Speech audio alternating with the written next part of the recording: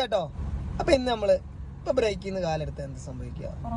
ഞങ്ങൾ ചെറിയൊരു കയറ്റത്തിലുള്ള അപ്പൊ ഹാഫ് ക്ലച്ചിൽ എടുക്കുന്ന ഒരു കാര്യം പറയാൻ വേണ്ടിട്ടാണ്. നിങ്ങളിപ്പോ എത്ര നാൾ കൂടിയിട്ട് ഡ്രൈവർ സീറ്റ് വന്നിരിക്കണേ? 4 മാസം കഴിഞ്ഞു. ഓരോരോ തിരക്കുകൾ കാരണം എത്തിപ്പെടാൻ പറ്റിയില്ല.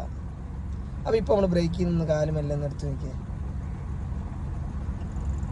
ബേക്കോട്ട് പോകുന്നുണ്ട്. Okay okay.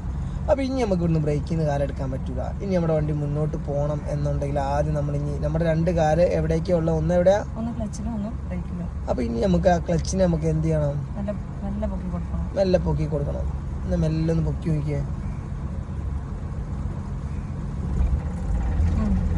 കണ്ടോ?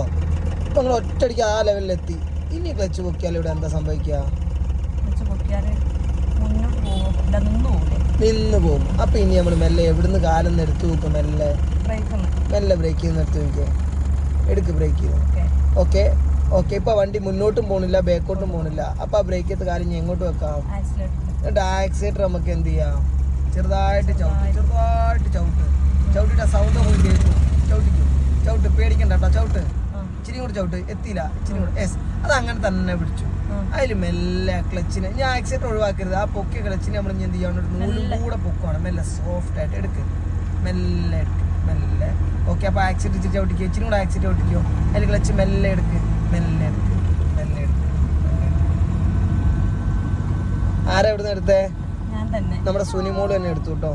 അപ്പൊ ഇതൊരു കയറ്റമാണ്, ചെറിയൊരു കയറ്റമാണ്. പഠിച്ചു വരുന്നവർക്ക് വേണ്ടിയിട്ട് ജസ്റ്റ് ഞാൻ എന്ത് ചെയ്താണ് ഒന്ന് എടുത്താണ്. ഫസ്റ്റ് അറ്റംപ്റ്റിൽ തന്നെ എന്താക്കി സെറ്റാക്കി എടുത്തു. ഇവിടെ വന്നാൽ നിങ്ങളുടെ അഭിപ്രായം എന്താ? അറിയില്ല, ഇതുവരെ പോവാത്തോണ്ട് അറിയില്ല അല്ലേ? ഓക്കെ, അത് കുഴപ്പമില്ല.